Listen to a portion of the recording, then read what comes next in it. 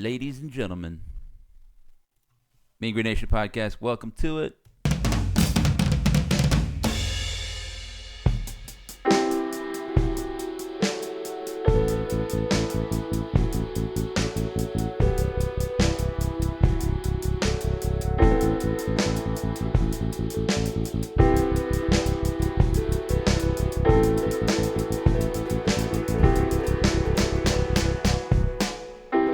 All right, so I promised the Happy Fight song, and I realized I don't know which one it is.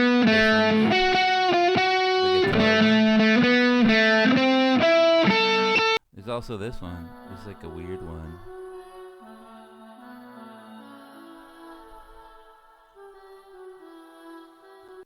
So I don't know which one we do, but it's a happy time. Ladies and gentlemen, it's Sunday morning, and I don't know about you, but for me at least, Sunday mornings are always just a little bit sweeter, cozier, happier, more fun. You know, after a Mean Green win. You know, And we've had a lot of good Sunday mornings this season, I'll have to say. yeah, 4-1 for your North Texas Mean Green fighting Eagles. Uh, The good green guys. yeah, so we played at Tulsa, and here's the thing about Tulsa, right? Because I think it's easy to dismiss. Like there's always somebody.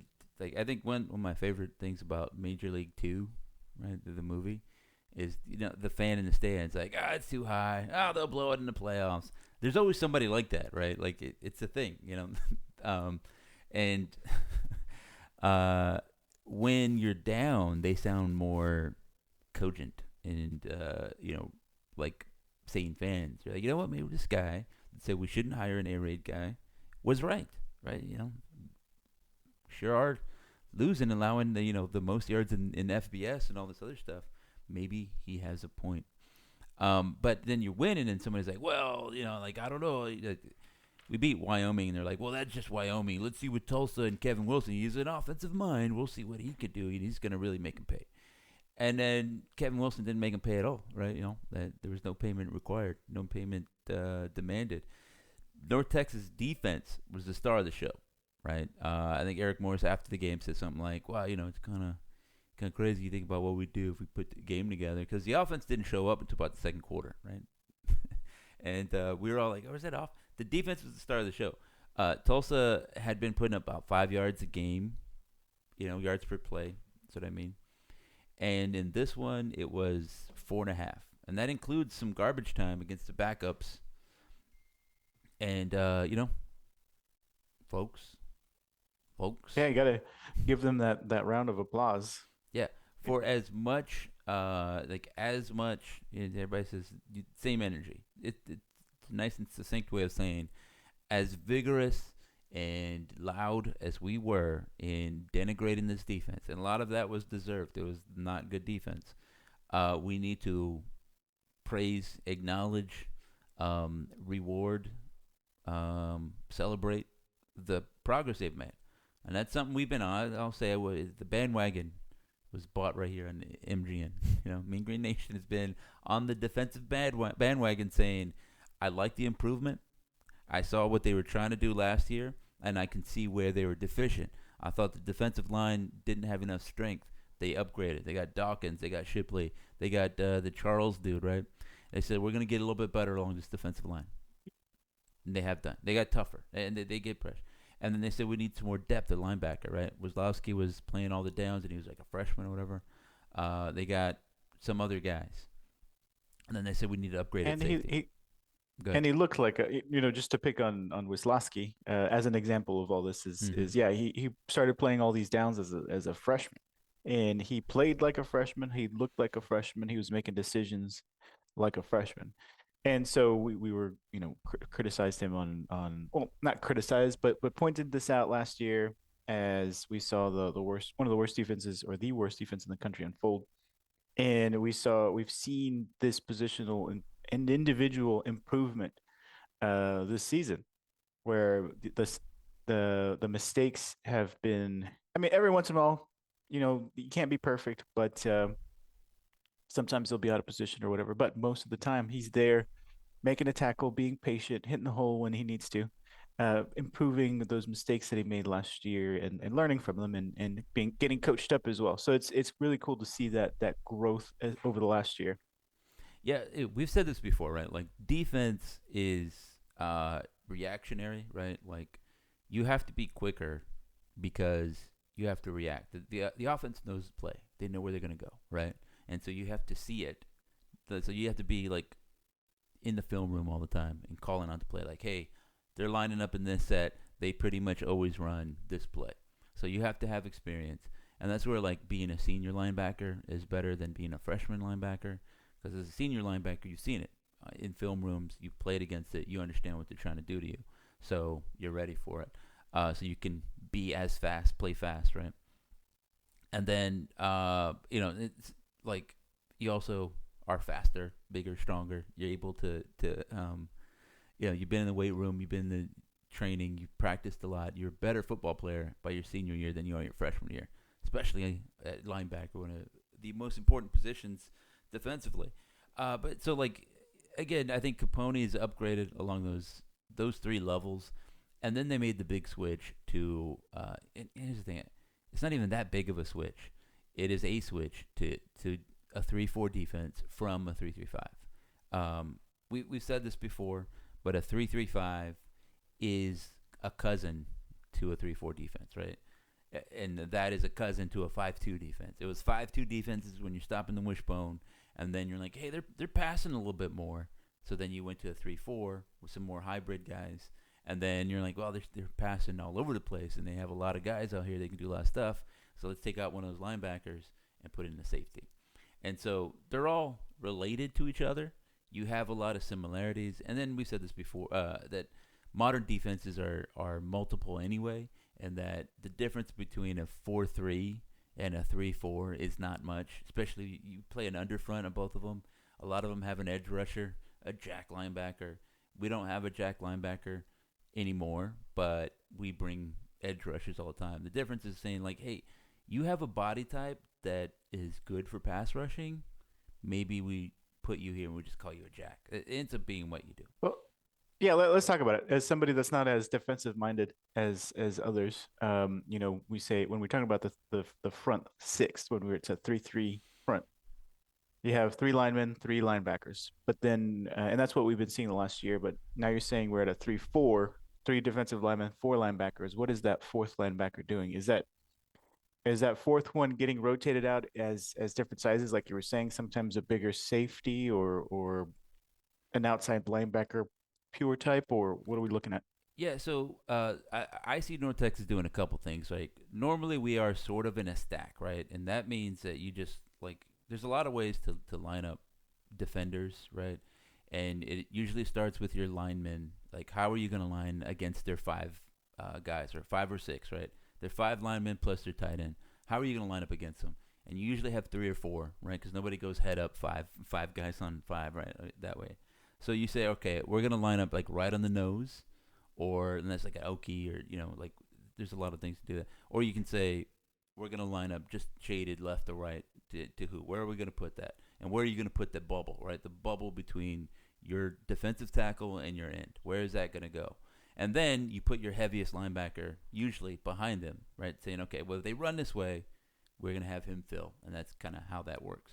And so this is speaking generically, right? That's how you do it. In a stack look, you say, okay, we're gonna line up like we do like in a 505 or 504I, which is head up on the nose, right? We put Rod Brown, right up on the center, and then we shade the anchor in just a little bit on the interior, and then we put the other one in a five technique, where he's just a little bit outside, so you can kind of get a little pass rush. And then we have our linebackers stacked, that they are just right behind them, and so if you're zero, where I'm double zero. If you're five, well I'm 50, right? So we're just right there behind them. And the idea there is that you make it more difficult for unathletic linemen, offensive linemen, to go block you, right? If you're right in front of me, I can reach out and put a hand on you. But if you're 4 yards over there, now I got to go get you. And the idea is that in that time, you can make a move. You can move around me, right? You have speed on your side as a linebacker, so you can make some moves. So what we're doing is instead of having three stacked, we're adding the fourth, right? So the fourth linebacker is the former star safety, right? We don't have Javen Anderson playing anymore. Now we have Shane Whittier. That's the change we've made.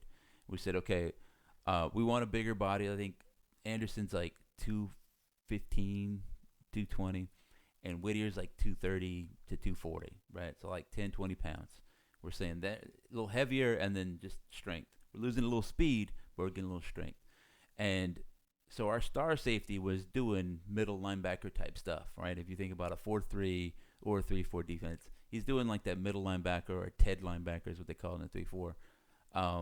So we're just swapping that out.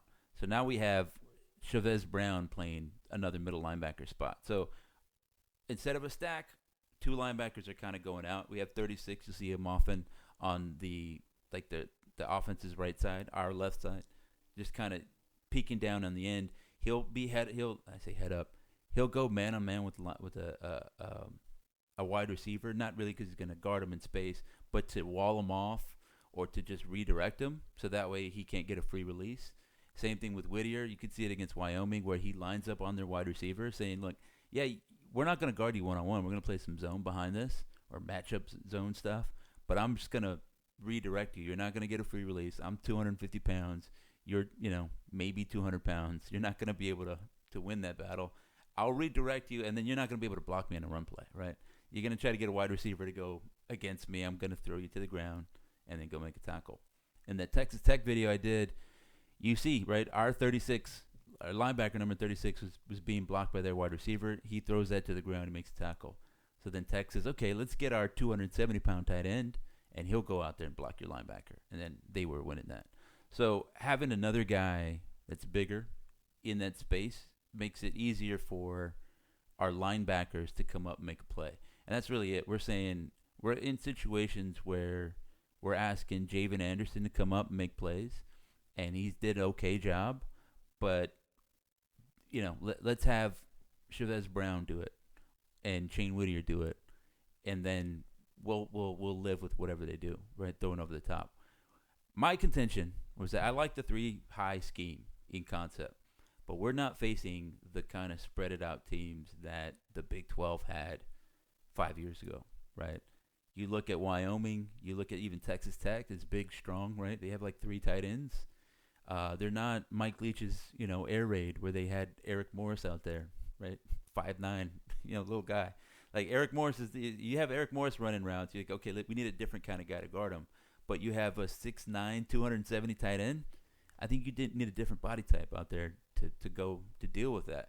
And so all we're doing is reacting, and I think it's fine because Tulsa does a lot of tight end stuff. You saw they had like three tight ends out there. They go pretty deep. They're not as talented as Texas guys, but a lot of it is just matching up. In those moments where you have a tight end coming up to block somebody, we're saying I'd rather that be Shane Whittier, Chavez Brown, Jalen Smith, and not Javen Anderson or Evan Jackson or our corners, right? Our corners do a great job coming up, make a tackle, but we don't want them making 15 tackles, right? We don't need that. We don't need them shedding blocks off the left tackles all the time. Like you make the key one here and there, that's it. That's what you want. But yeah, that's so for me that's what we've seen, and I like it. Like, other teams are going to be different, but I think UTSA's they like to use big tight ends. Memphis, same kind of deal. Army likes to run. Why not just put more linebackers on the field because that's who we're facing? Let's have the three stack in our back pocket, but the AAC is not a spread them and shred them kind of league. Not anymore, So Yeah, not today. Yeah, and I think that's a testament of the that high IQ. I mean, probably not the way to put it, but being able to see and react to what's going on the field and make those changes, whether that's in at halftime or in between the games, getting prepared for each of those teams. So that's pretty awesome to see. Being not sticking with what you know, or at least what you're like. We are a 3-3-5 team, and then staying in there for better or worse. Identifying players on your team and adjusting your scheme based on that. That's impressive and really really nice. Yeah, it's like I wondered if they were gonna wait till like the bye to do it, but they made a change. I think when they needed to, and there's a lot of good about that Texas Tech loss. I started getting distracted. I just looked at myself in this video right here, and I have like this slick back hair look with this little thing. I played a rec league game, and I just showered it, and I got in here, right? So that's why I look like this. I'm not doing like a bit here, you know. I'm trying to be Looking fancy with that little slick, curl. yeah, slick back guy, cool guy. Um, so getting back to yes, you're right. That I, we said this last week, right? Like to me, the best coaches are making choices for the team, right?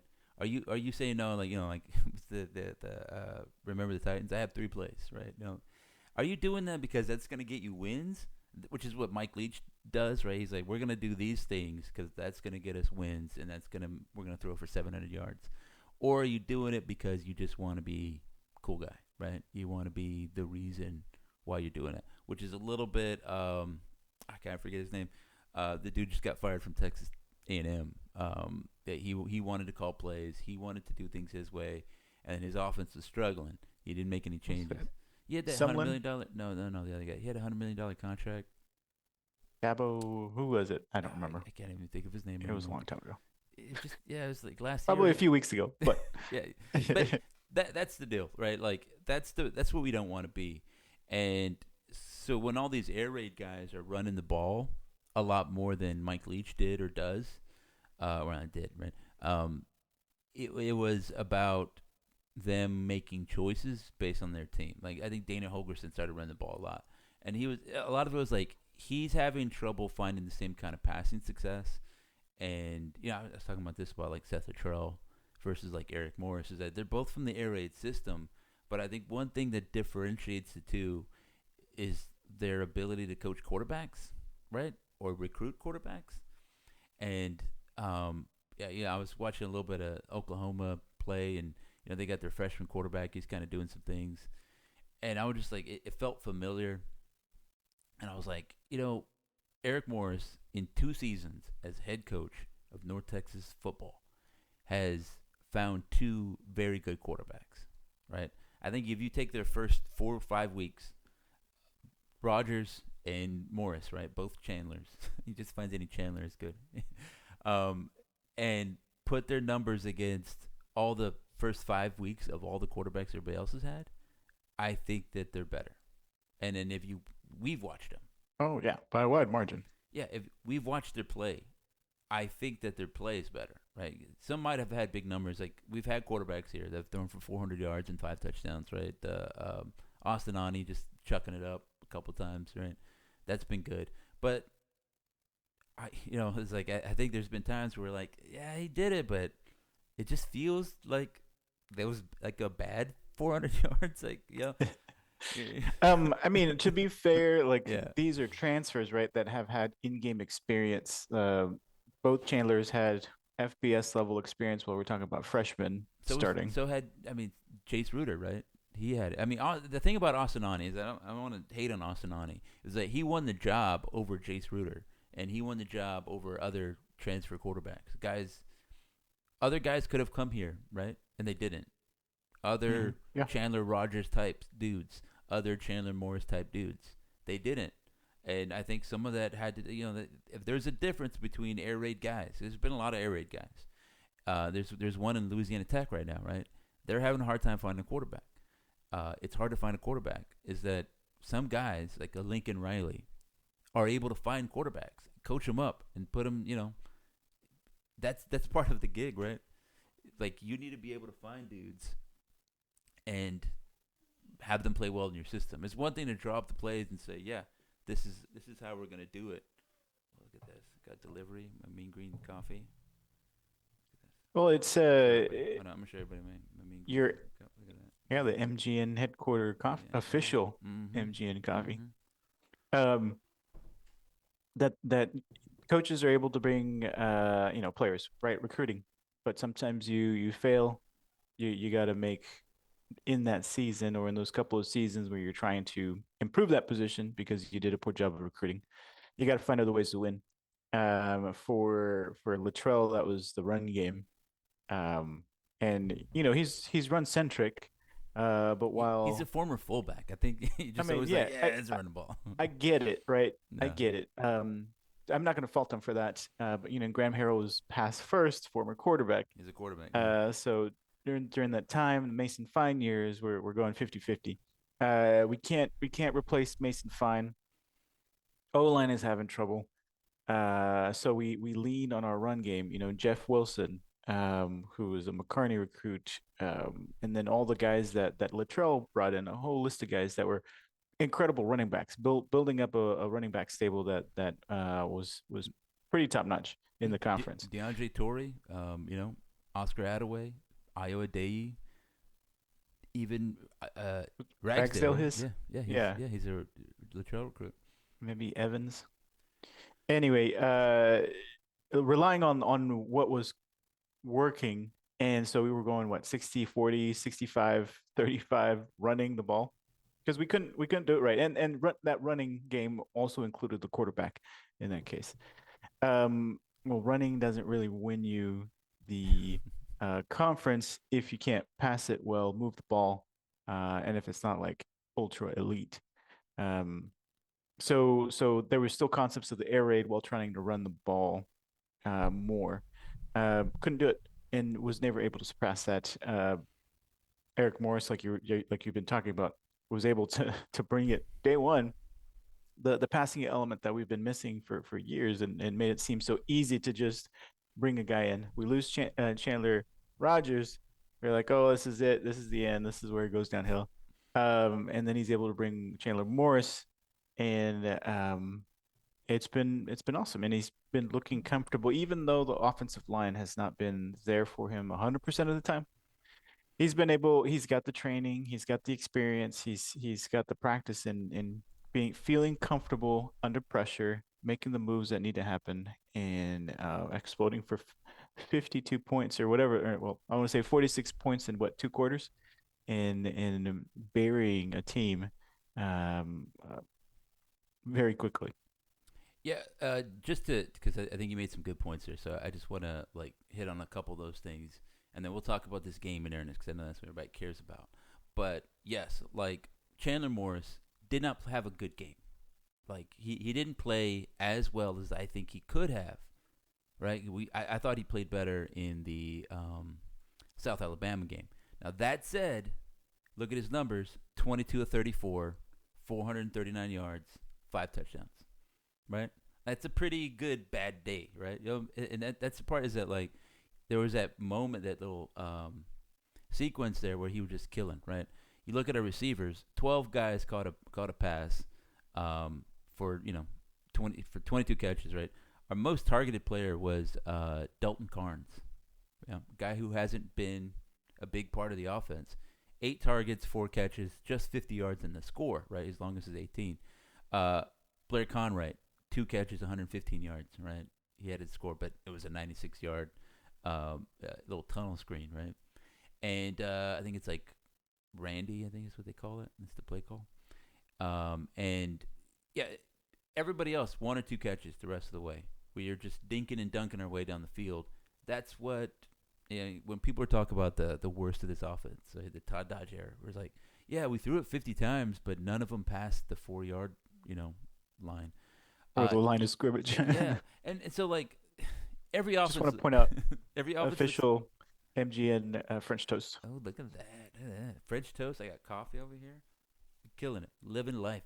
Um, that all offenses look bad when they're bad, right? Like you're like, why did we just decide to run into the line? But hey, when you have an amazing running back, that sounds like the greatest play ever, right? Like yeah, let's run into the middle, 75-yard touchdown, right? Sure was a great play call to give Mackenzie McGill a 75-yard run. That was great. Let's run that play again. That's the play we've been running forever, right? When it goes for touchdowns, then it seems like great play design, right? It's good Yeah, execution. That's what it is. that's a great point because when you think about screenplays, like you're talking about Randy or Larry, right? Whichever, to the right or to the left, a Yeah, screen pass.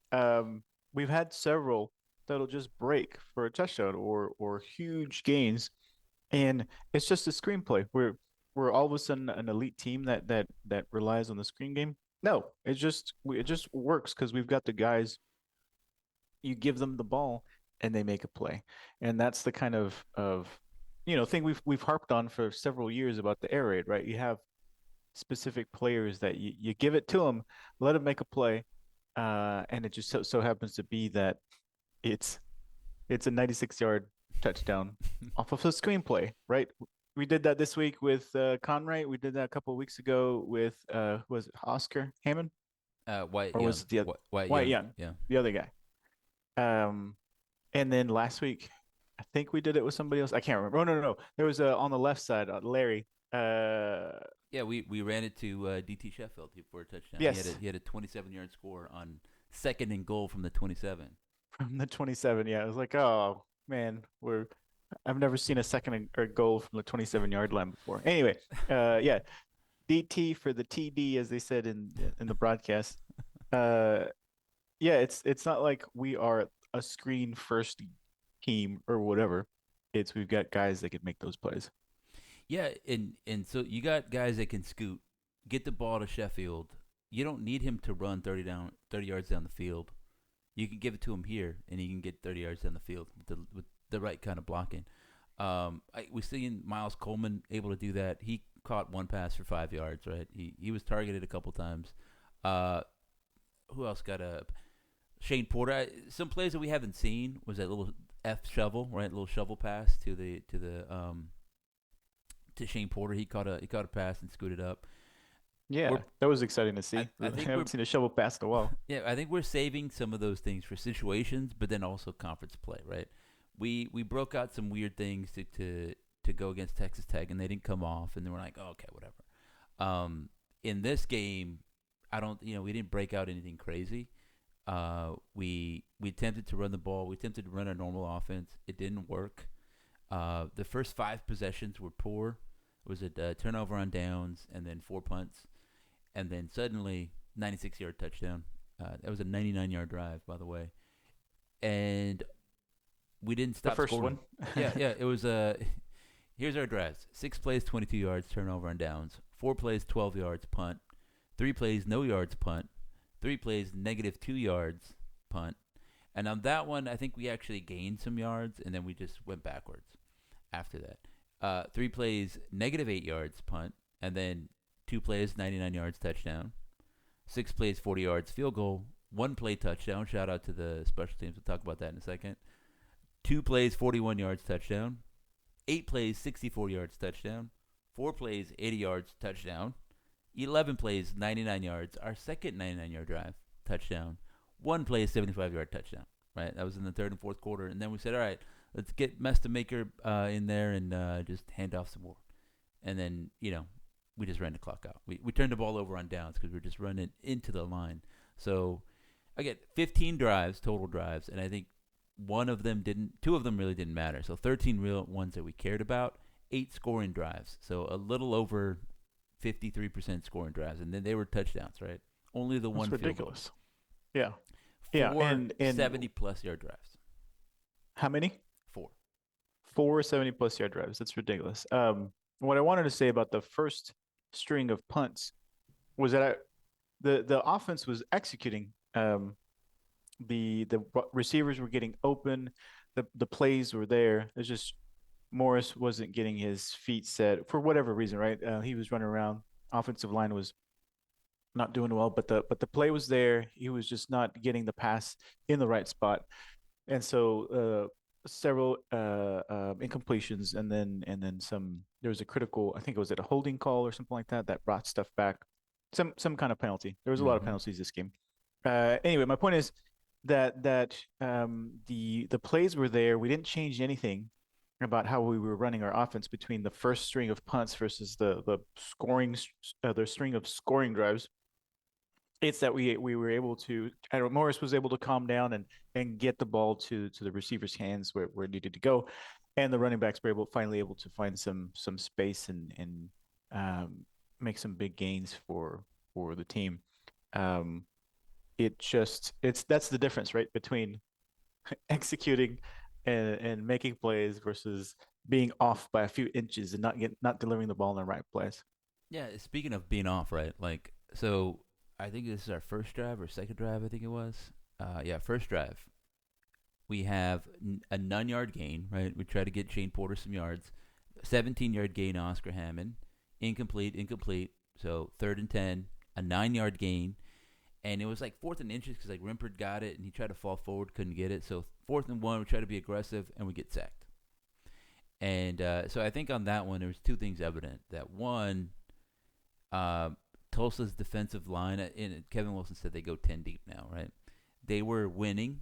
They were winning up front, so we couldn't run the ball as well we wanted. And then we got sacked, right? It was like a 3-man rush, I think, on this one. Next time we got the ball, 18-yard gain, right, to Dalton Carnes, and then a 5-yard penalty. Was it like I forget what it was, just something dumb. And then a 5-yard gain. Second down, we lose yards. Shane Porter couldn't run. And then we had a punt, right? Because what happened? It was like third and 11. We incomplete to Dalton Carnes, and that's the one you're talking about, right?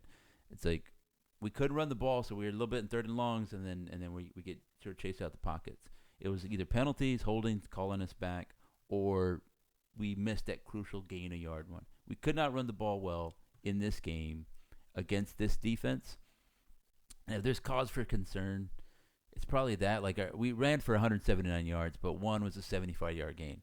And Mackenzie McGill had his longest be 75, but he only has 70 yards to his name because he lost 5 other yards, on his other 4 carries. So, like it kind of tells a story that Shane Porter, who had 120 yards last week, 4 carries, -1 yards in this one. Sibley, 7 carries, 58 yards. He played well. I thought he ran well.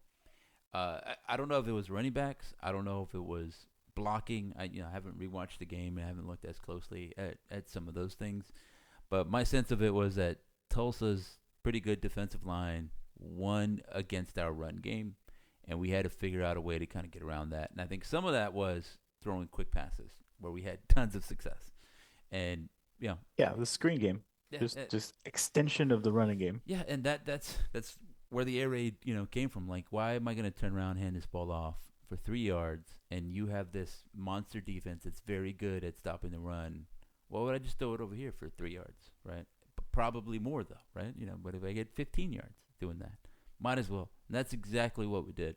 So here's some big stats: 618 yards total offense, 439 passing, 179 rushing.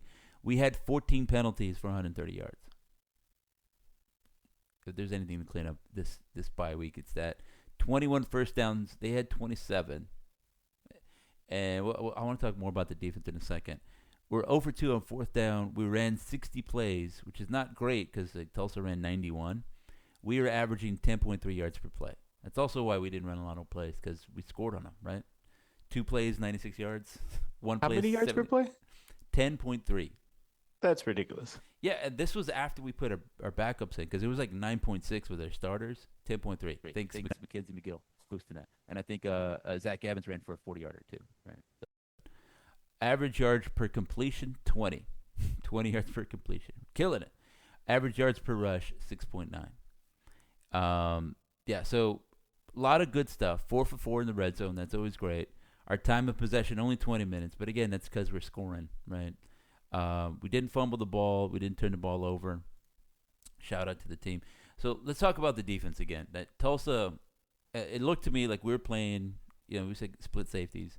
We were playing soft coverage on the edges, and it looked like we were playing a cover one thing. For me, again, I couldn't see all of it all the time. But that explains why our corners were giving some cushion to, Francis, some of his stuff, where they were finding some success out there and catching and just kind of falling down. That's fine. We were fine giving a little hitch route here and there, and we won more often than not, right? Like, I think Tulsa drove, like, their drive chart is like, 3 plays, 2 yards punt, 6 plays, 20 yards, turnover on downs, 9 plays, 59 yards, turnover on downs, 11 plays, 58 yards, field goal, 6 plays, 19 yards, interception on the third down, 6 plays, 21 yards, punt. Like, we're not getting 3 and outs, and I think we only got them 3 times on a 3 and out.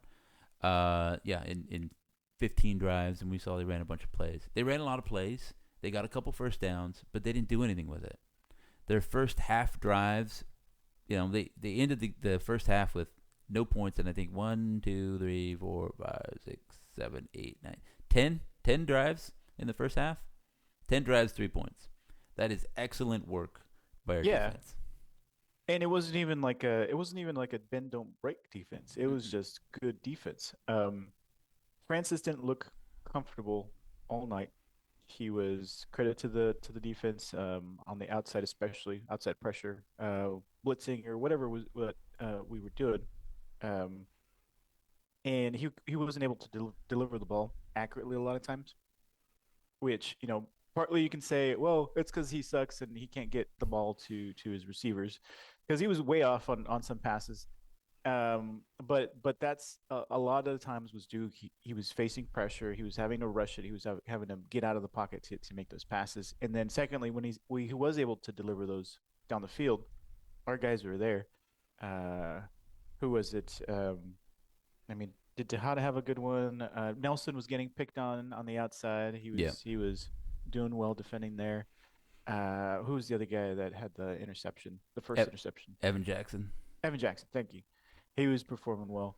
I mean, I think in all those phases, from the line to the linebackers to the secondary, I think we did a great job shutting down a poor team. And so lots of credit to them being able to execute where they had to, holding down their own, and you put these guys on an island, and they're doing what they had to do. Yeah, and the other thing, right, is like you have to understand like what is a good defense, right? Like you're gonna give up some plays. Like for example, I thought we played very well in the first half, but we allowed 4 plays of 10 yards plus rushing, right? 11, 11, 19, 14. These were all in the first half. Second half we allowed what in third quarter, it didn't matter, backups in 28, 10, 15, 11. Those are plays, run plays. And then we didn't give up. We only gave up 5 explosive pass plays, and these were what first quarter, two in the first quarter, two 20-yard gains, and then three fourth quarter ones, 19, 27, and 18. So, like, they're going to give up some of those. The thing is that, can you win enough? Make sure that those are not touchdowns, right? You give up 10 yards. Obviously, you don't like that, but then you come back, play, win the next one. Compare that to North Texas. We had 10 passing plays of 15 or more for 323 yards gain, and one, two, like three of them went for scores, and then we had 5 big rushing plays. One of them went for a score. We gained 167 yards on those, compared to their big plays totaled 119, and their big passing plays, 5 of them totaled 109. Like very reasonable. And so, like you look at those cumulative stats, we allowed 400 yards of offense, but they ran 91 plays, right? A lot of that came in in the fourth quarter. They had 229 yards rushing, and you're like, oh well, okay. Like if you're just a stat guy, right? Just looking at numbers, you're like, oh, like they're not a good rush defense. Yeah, maybe they're still not that good, but through 3 quarters, we only allowed 154 yards rushing.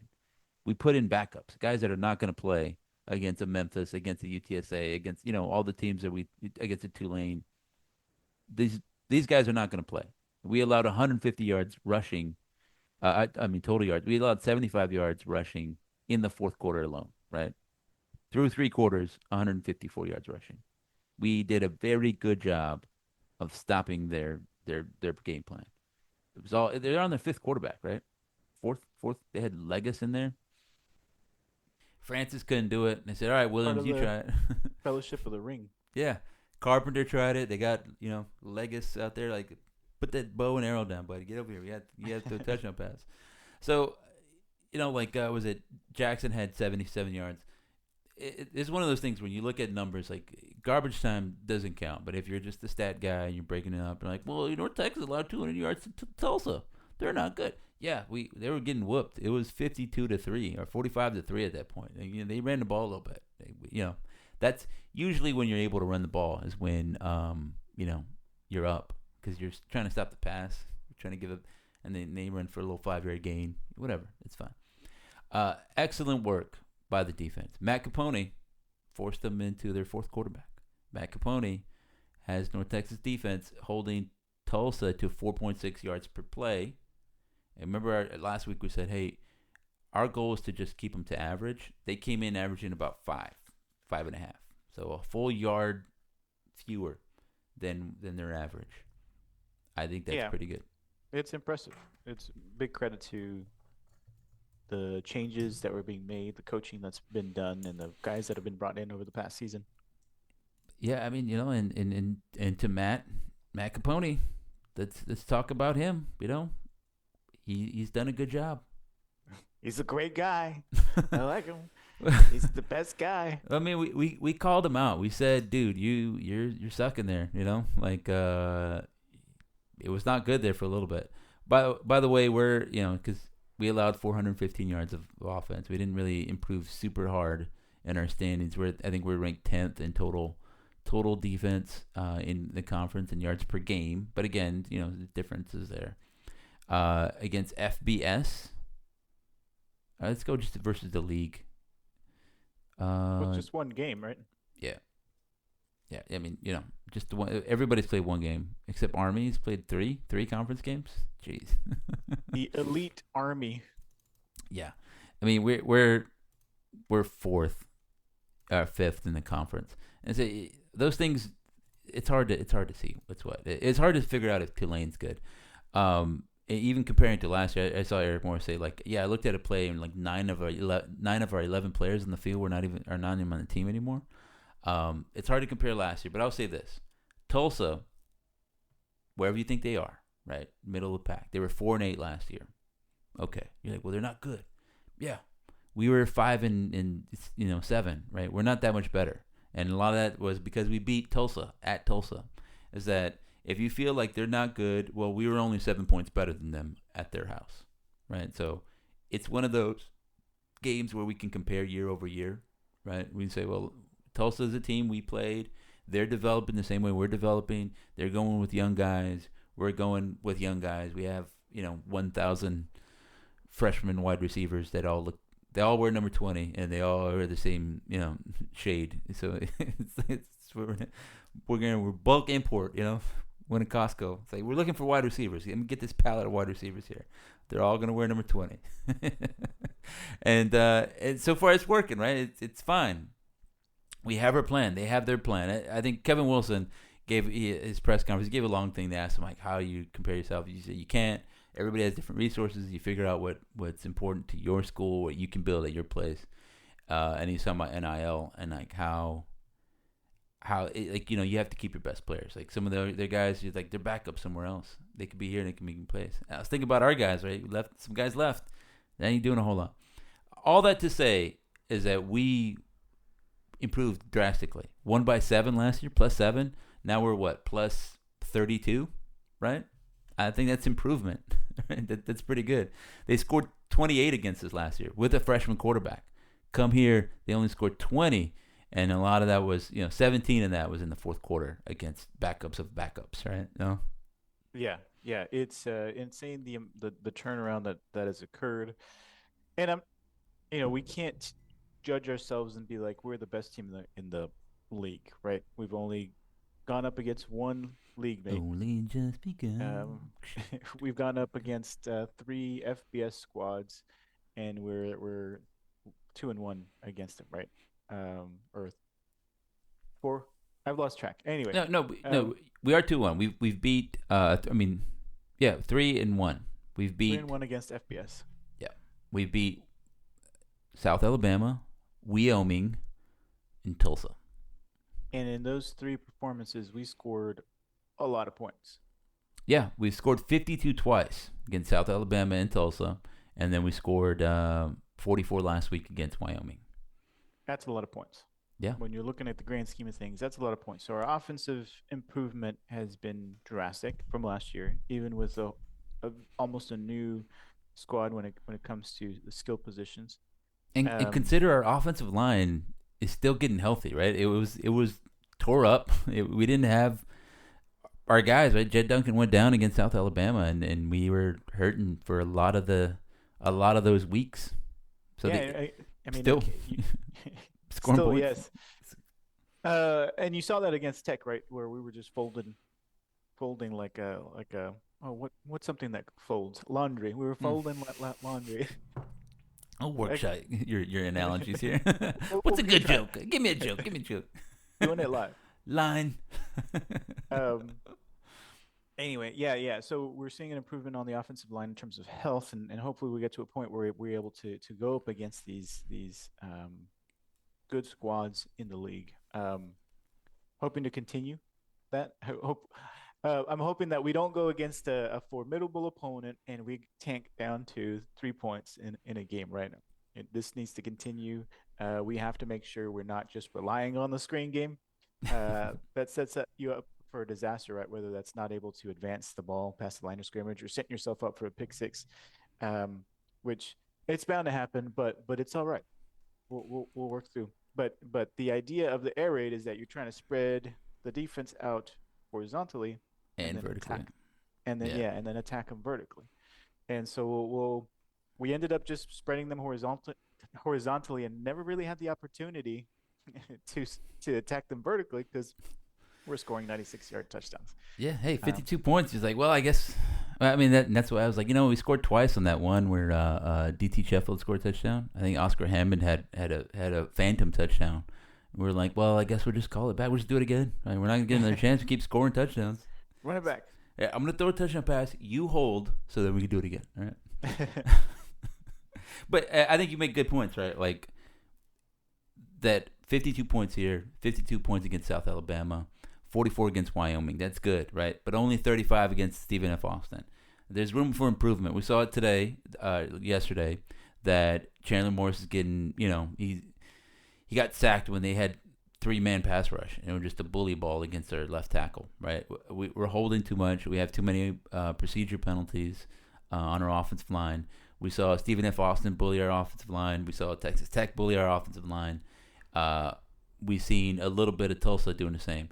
And if you have any designs on winning trophies, you're gonna face better teams, right? Yeah, you're gonna get a Tulsa and some poor teams in there, but some of these teams have talent, right? Especially on the defensive line, and that can change the game. And yeah, you make a good point that we need to be able to throw the ball down the field, and to do that, we need more time for Chandler Morris. In this game, he got hit on the hand. He was like limping around on his throwing hand and still threw 5 touchdown passes. All 5 came after he got hit in the hand. Maybe as just like like Eric Morris needs to come out there, just get a little hammer, one of those like they test your reflexes. Give me your hand. Ooh, It's like there you instead of go. the Harbaugh celebration where he's Yeah, hitting the yeah, pads, yeah. brings out a hammer and just Look at that. Now go throw some passes. He's like, how? very Touchdown. good. Whatever works. You do what works, right? So, like, yeah, there are things to work on, and I'm hoping that we can get a little healthier. Demaja Harris, let's get healthy. Uh, Kike Ragsdale, let's get healthy. Offensive line, like Peterson's arm's still hurt. Let's get 2 weeks to get healthy, right? Everybody, 2 weeks to get healthy. Let's sort out the safety situation and pay our debts to society or whatever it was. Doing little robberies, whatever. Who amongst us has not done a robbery? I don't know the details. Don't sue me. Um, Who hasn't gotten arrested? yeah. So all that getting sorted out, we have the potential to be healthier along the offensive line, which has been a weakness. To get healthier in the running back game, which was hidden today, was not super great in this game, but McGill, Sibley, Porter have all shown good things as backups. Let's again have them push Demaja Harris, Ragsdale to better. Like, it's not a terrible thing if Porter's our starter and Ragsdale's backing him up or Demaja Harris is backing him up. We want a deep group where everybody's challenging each other, and it makes everybody better, right? I think we've seen it the past couple of weeks. We want that. We want guys challenging. We want Zach Evans challenging. He put up 48 yards. Sibley had 55 or 58. Mackenzie McGill's making a case. He's like, dude, I've touched the ball 9 times and I've scored four touchdowns, right? Give me the ball. Like, you can't lie. You can't argue with those numbers. Ball don't lie. Yeah. It, like you mentioned earlier, it is a concern that our especially when the game was still a game, our inability to move the ball. Don't want to get one dimensional that way, but something to monitor moving forward for sure. Yeah, and then defensively, like we like this. I think they're gonna spend 2 weeks. This is the great part about being able to do that switch quickly. Win against Wyoming. I think a lot of it had to do with them playing at home against Wyoming and Tulsa, two teams that like to use a lot of tight ends and like to be big. That I think it messes with everybody's game plan, right? Like we heard, what's his name? I can't think of his name. The head coach for Texas Tech, McGuire, right? He was saying, yeah, we're familiar with their defense. It's 3 high. It's Iowa State. And I think what that did is that they're like, all right, let's run at it. Because people have been trying to figure out the Iowa State 3 high defense for a while. And I wrote this in the previews that they sort of settled on a lot of split zone running because you kind of attack some of the stunts and the way that the safety's trying to fly down. You sort of create a conflict there. And they've had success doing it, and you get like 5-6 yards. And so they've been attacking it that way. And Iowa State, they've been trying to go to a little bit more four down looking stuff again to counter the counters. Right? Everybody, it's a constant evolution. So I think this kind of messes with everybody's game plan against North Texas because they're like, right, split zone. They just run split zone, see how they guard it. They don't mess with that. We'll hit them with a counter. You always do a zone. When people start jumping it, shoot the gaps, you counter them. And then the guy just blocks himself out the play by shooting the gap, and he's back there, and you're running this way, right? You're gone. So, those complement each other. North Texas defended counters much better than they did after Texas Tech. And I maintain that I think in the long run of the season, that Texas Tech game is probably more good than bad. It obviously looks bad, 66 points. Turned a lot of people off. I think some people quit North Texas football as fans for like the 8th time already. They're like, that's it. This time I mean it. I'm not watching this game. Same old North Texas. Yeah. It's funny. It's always usually the same guys that always quit, and they're always done with North Texas. That's it. I'm not watching this game anymore. I'm canceling my season tickets that I just renewed. Whatever. So all that, right? It was not good. But I think the nugget that we took out of it was, hey, this is the standard. Right, as like Mikel Arteta, like these are the standards, guys. Is that we need to play at these levels, right? This when we block, it needs to be like this. You need to put your hands through his chest, knock him on his behind 5 yards away. Replay that, right? There's a couple ones where that tight end were just walking us, and he was unloading on us. And I showed that Wyatt Young screen game. I think everybody's gonna have time to watch that film room I did because it's super long, an hour and 10 minutes now. You have a bye week. That Damon Ward, love him, but he got thrown on his backside and his back and his head by the safety who saw it coming and said, I'm going to blow up this block. And he did a Kamehameha right through his chest, threw him backwards. And you say, all right, yeah, you got to block, sort of. But it was, like, that's not how we need it. We need to run through them. And the same thing, DT Sheffield, right? First play of the game, he was supposed to come and do a little arc block and get the corner.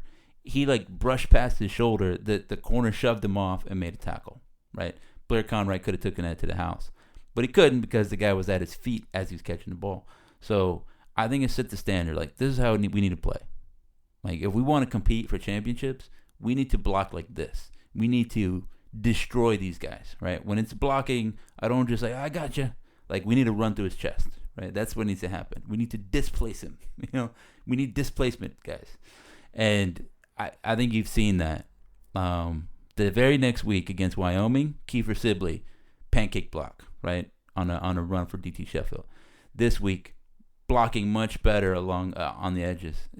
It's hard to, you can say all that and say, all right, I'm going to pancake block this 300-pound nose tackle. Ready, here he goes. And then it doesn't work. Sometimes, a little want to doesn't matter. It doesn't matter how much want to you got. You can't do some things. But you're 100% right. Watching the Texas Tech game versus Wyoming was a huge jump in performance in terms of the wide receiver blocking, and it might seem like a small part of the game because you usually don't get to see it. It's off camera. But these guys weren't just making their blocks; they're pushing these defensive backs upfield to give our guys more room to make those plays, which incredible difference from 1 week to the next. Yeah, and that's what we need. And that, like I said, if that's what we had to take a beating so we can learn how to give beatings. Yes, That's fine. We'll take it. Ultimately, losing to Texas Tech is not gonna change. I sound like a head coach, and it's not gonna change our goals for the season. Our goals are still right in front of us. But yeah, if you want to win the AAC championship, you want to go to a bowl game, and then you want to win any of those things, you're gonna have to play physically, right? You're gonna have to go block somebody, and we learned how to take a beating because we got beat, right? We're like, oh, okay, I see it. I see it. When you're saying to block a guy, you want me to? Oh, you're like, I can push him. Okay. I thought I was just like get in his way, just like nope, can't go this way. I do want to point out we're still in AACA championship contention as well as college football playoff contention with one loss. Yeah. Like We're still in it. I don't know that we're gonna be because of the Texas Tech one. I don't know that we're gonna win. The highest G5 one and be there. But let's say we start blowing everybody out and it's like 52-0 the rest of the way. I think we probably get in those conversations. But for me, I want to see a conference championship. North Texas, as a program, hasn't won a conference championship since the Sun Belt days, right? Like we've been twice to the title game, right? 2017 and then 2022, the beginning and end of Seth Luttrell's career. We didn't win it. I'll say that there's a pattern for Eric Morris, just like there was a pattern for Seth Luttrell, right? There's a pattern for Eric Morris where they don't start very fast offensively. Like it just doesn't click. Last year, it took like a half before we started playing against Memphis and Tulane and FIU and everybody else, and we blaming this, that, and the other. This year, same kind of thing. Little slow starts. Maybe again, get the hammer out. See if that works. Smash the quarter. See if it works. Just hear me out, Eric. Or make them do a little scrimmage. They can scrimmage for like 30 minutes. And then they come onto the game, and then they start playing, and they're already warmed up, right? Again, these ideas are free. You take whatever you want, right? Yeah, I mean, like when I used to run track in high school, and before competitions, I would have to warm up for a whole hour prior to running a mile, 2 miles. Those are my runs, the 800 meter and stuff. Usually longer distance, and I had to run, get sweaty ahead of these runs, so I would be, in mid run. Meet form, and try to compete for a win. Yeah, totally makes sense. Yeah, I mean, whatever it takes. Like, you have to solve. Here's my breakfast. Just delivered to me. Excellent service at MGN HQ. I gotta say. Yeah. So like, there's a little pattern there. We haven't seen Eric Morris in big time, got to win this game kind of things, right? Outside of that Cal game, maybe, right? Because that game was a little bit like big hype, but you get a little bit of a pass for that because it's your very first game in charge, right? You're not fully in control, even though you're in control. I think this year going forward is a little bit of that. And hey, I don't know. Well, go ahead. Sorry, I was gonna say I kind of disagree. In his first year, the Tulane, I don't know, maybe going into it, we weren't like you have to win this game, but during the game itself against Tulane and Memphis, where we were ahead with seconds left on the clock. Yeah, I mean, yeah, I mean, I understand what you're saying. I mean more like, hey, this is a big game. This is for something. There's hype around it, and I would say that, because even that first year, right, like. Seth Luttrell sort of backed into a bowl game, right? We played Army and we lost, right? But nobody was like, oh, we got to go and win. We were like, hey, this is nice. We got to a bowl game. Is at the Heart of Dallas Bowl. We already beat Army at Army. We lost that. Everybody had a great time. Nobody was talking mess. We're like, the future is bright. Next year, we go to the conference championship game, and you were like, conference championship games. I don't care. But we got asses handed to us, right? FAU whooped North Texas. And that was at first like, oh man, this is a bad feeling. This is not good. Go to bowl game, lose that one, right? You're like, okay. Go to the New Orleans Bowl the next year. We're like, these are big games and we're losing them, right? There's like a little track record. Big games, lose them, right? That 2018 year, lost to Louisiana Tech, lost to UAB in a big game. Like, we need to beat UAB to be in the contention. Lose after being up 21-10. Then lose a bowl game. And then you're just like, are we losers? Right? We got a loser, coaches coaching us. So so there's all that, right? And then no bowl game wins, and then it ended with a very disappointing conference championship game where nobody in the like that I was talking to really felt like we had it because we had sort of our coach never put into us like, hey, this is a big game, Seth Luttrell, right? This is a big game. He's gonna be ready. They're gonna break out something. He's gonna have some scheme. He's gonna motivate him. We didn't really have that. His biggest win was more of a UTSA letdown, where it was rainy. It was like the weather did 90% of the work. It's rainy, it's cold. Like UTSA was like, oh, I said for you, and the man goes down. And they were, they were wearing their jackets and stuff. And then, we were doing that thing. We were like, jackets, we don't need no jackets. I'm barely wearing any clothes out here. And we're running for thousands of yards. That was a great day. I love that day. I look at the pictures, that Wolverine meme. Look at it. Oh, it's so fun. I'm interested to see what Eric Morris does when we have those games. And we might get a glimpse of that this season. That's what I'm saying. It might not be a conference championship game, but I think it'll be, hey, in 3 weeks' time, it's setting up where you got to beat Memphis at Memphis, to make some things happen to stay in contention. Can you do that? Right? That's one of those ones where we're talking about, okay, can we compete? Maybe it's early in your program. You're not quite ready. You're relying on a lot of freshmen. It doesn't matter. You only have the time that's now, right? Life's for the living. And we're living right now. You need to get Wyatt Young ready to play. You need to get Tyler Mercer ready to play guard against Memphis's pass rush at Memphis. And you need this game so that way you can stay in conference. I was gonna say Conference USA in American athletic contention. Well, we've got a pathway, right? It's got to beat Army. Some of those teams, some of those teams that normally are vaunted, at least as of late, are not what they were before for one reason or another, right? They're rebuilding or what have you. They lost key players. Not as vaunted. Is that what you're gonna say? We don't vaunt them enough right now. And so there's a pathway there similar to 2017 or whatever year that was.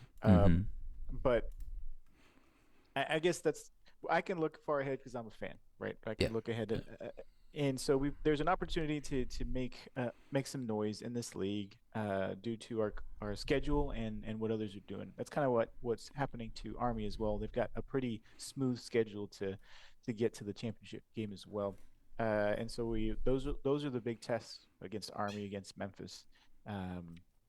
Do we play Navy? I don't think we play Navy. We don't play Navy this year, but I mean, there's a possibility we could play them if we get to the championship game. Sure. And then East Carolina, those are the big ones, and Tulane.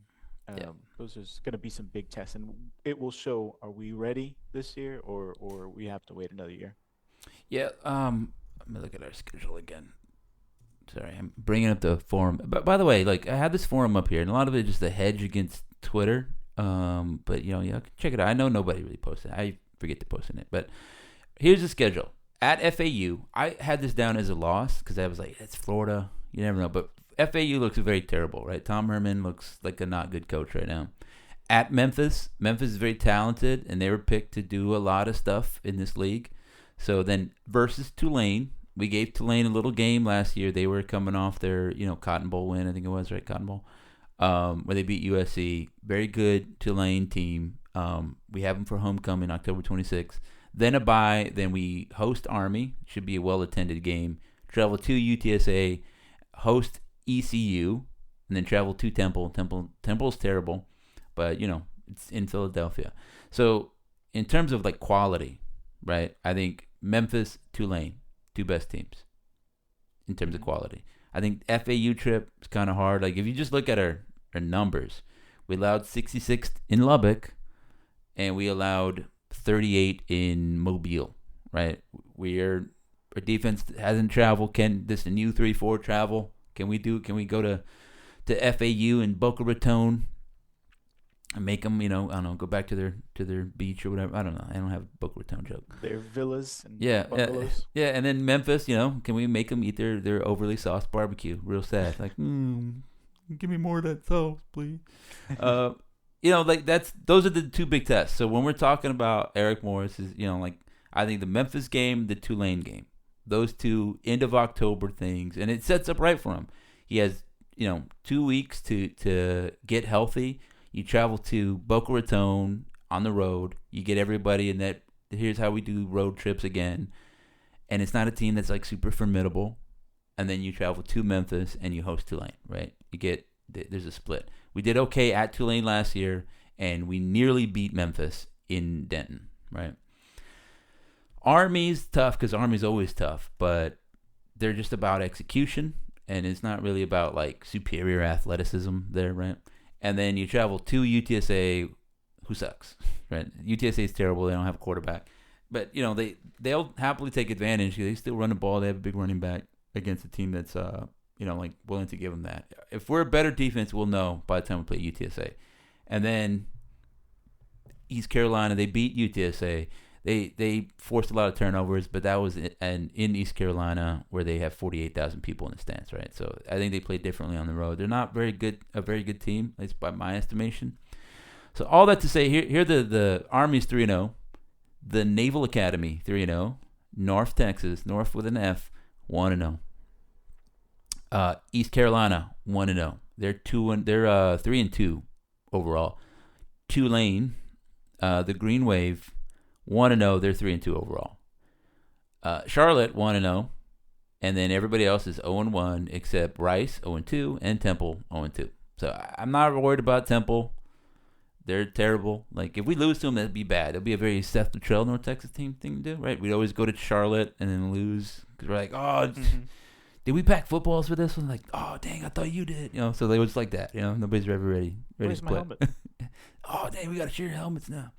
So then, like UAB's bad. We don't play UAB. They're terrible. We never get UAB or Charlotte when they're bad. Only when they're good. Like, there's like, yeah, they got, they got 35, 30-year-old seniors on the squad. Like, and then you play them. Isn't that great, North Texas? Like, no, it's not. It's not great. So then, this Memphis game, it's huger and big. It's very big, and we play FAU. You can't overlook FAU, and they did whoop us in that championship game, and so I want the worst for them always. I'd make them feel bad, but they don't have any fans. It's gonna be a saucy game against Memphis. Yeah. I'm trying. I'm working on it. Yeah, I mean, I'm just an elitist barbecue guy, because we went there, we lost to them, but that was the one Seth Luttrell was like, I think we can compete, let me keep my job, we did a pretty good job against them. I was like, all right, so I was eating, I was like, man, what is all this sauce? You just like sticky all over, like, what is this? Why did you pour all that on? Did you spill it on my? I don't know what to do with my hands. Yeah, that's what it is, because now you can't touch anything, it's all sauced up. Whatever, there's Memphis. It's fine. It was okay. We had a good time in Memphis. I was there a couple weekends ago, about a month ago, hanging out with friends. He's a big Memphis guy. I don't know if I'm gonna go to that Memphis game. We have sort of a conflict. Is like my wife's sister. So my sister-in-law is an author. So she's on a book tour. So we want to go see her on a little book tour and be like, hey, can you sign my book? I haven't read any of their books. I got to tell you, I'm not reading. It's like romance. I'm not reading this, man. No thanks. But I support her. Anyway, so so we're like, should we go there? Should we split the team up? Like, I take some of the children's down to Memphis. You know what I mean? Whatever. So I don't want to make any promises, but if there's a game I'm gonna try to make, it might be that Memphis game. And then outside of that one, I don't know. Maybe I'll try to make the homecoming one, but that's always tough. So it's tough it's a big time for this family up here. But anyway, it sets up nicely. I don't feel crazy for saying 8-4. I might feel like I wasn't bullish enough. Maybe it was gonna be 9-4. Maybe it's halfway in and four wins in. It's like, oh, okay, well, this is actually turning up. When I originally thought we were gonna win maybe 6, but you always hype me up. Well, because I always say, like, coming in, I think sometimes you can get mixed up by the details, right? You look too closely, and then your perspective gets messed up. So the questions I had were, like, is this offense going to be good, right? And I looked at it, and I was like, okay, we have a good quarterback. We have an experienced coach with a resume of putting together things. And if you look at his second-year offenses, they're better than the first year, right? UIW, who's building the team, they were okay. Then he got better, right? They got better. They had got his guys in. He eventually got Cam Ward there. They get better. And so I was like, hey, I think there's potential for this to kind of click, right? As he figures out what he has and his guys figure out what he likes. And I think we see that, right? 2 times put up 52 points against FBS competition this season. And that's in the first 5 games, right? We got more. We got a Temple coming up. We're going to put up, 50 against them too. They ain't good. So, yeah, there's that. And then I was like, we won 5 games last year. 5-7. Nearly beat Memphis. Nearly beat Tulane. Or at least tied to Tulane, whatever. And those are like the 2 best teams, right? Even like UTSA, which is okay. We turned the ball over in plus territory, 2 or 3 times? Whatever it was. Against SMU, we were close. It was like 17 to 10. I forget what it was, but it was a close-ish game. Chandler Rogers had some awful turnovers. Right? The ball slipped out his hand or whatever it was. Right? It was terrible. Oh, yeah. Yeah. So then you're like, okay, well, we got blown out in the second half. Sure. But then you see, we were not that far away from being a 6-win team, maybe even a 7-win team, right? With the worst defense in the nation, right? The worst defense in the nation, and we're not that far from being a 7-win team. So I'm like, okay, is our defense 2 wins better, right? Because that's all we need. We just need get a stop here, and maybe don't allow 21 points in the first quarter, right? Are we that kind of team? Can we be that team? And then I'm like, all right, well, how do we get there? Did we improve the defensive line? Yes. Shipley, Dawkins, et al. Did we improve at linebacker? Yeah. Whittier, J.J. Jean-Louis. We kind of got some depth. And then the year-over-year improvement. Okay. Did we get better at secondary? Because we lost Logan Wilson. We lost, Phil Hill, whatever. We lost some guys. Yes. Put B.J. Allen. He hadn't played. Got Ishim Young, but he hadn't played. Obviously, got hurt. We had some guys there, and so we're like, okay, I see the vision. If we can improve in these areas, and again, it doesn't need to be the best defense in the nation, but if we can go from the absolute god awful worst to just okay, then is that enough for 2 wins? Yes, and I was like, that could be enough for 3 wins, right? That's why I was like 8-4. So, thus far, especially with the switch to the new 3-4, so to answer some of those questions about the run game, I'm like, hey, maybe we're 4 wins better, right? Like, if this defense, the way we played against Wyoming, the way we played against Tulsa, SFA, at times against Texas Tech in that first drive, and then at times against, what are they called? The Jaguars. All those Jaguars in South Alabama. Jags. Then you could see how we could stop Memphis, how we could stop a Tulane, right? That's all we need, right? How we can stop anybody else. Like, Memphis is walking in. They were just walking in touchdowns against us last year. So if we can make them hurt a little bit, make them work for it, I think Hennigan's happy to throw an interception against us, right? He's a Denton guy. See, I mean, hey, North Texas, oh, dang it, threw another interception. Yeah.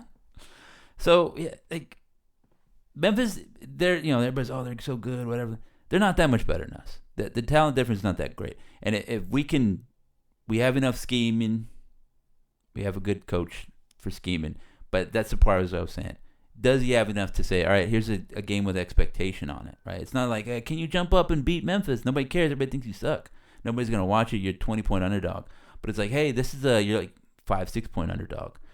You're going to Memphis, and the winner of this game stays, inside lane for the conference championship game, right? Can you do it? That's a different kind of expectation, different kind of pressure, different kind of thing. You have to coach up your guys differently. I'm interested to see Eric Morris in that situation.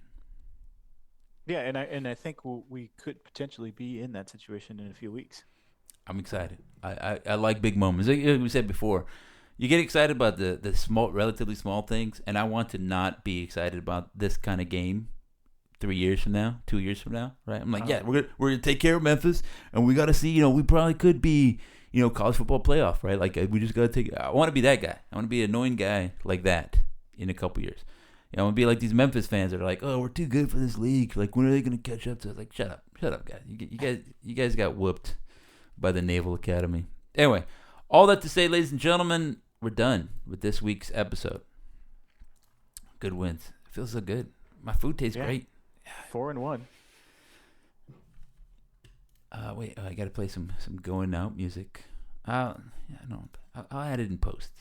Little secrets behind the scenes. Ladies and gentlemen, thanks for listening. Go Mean Green. Go Mean Green.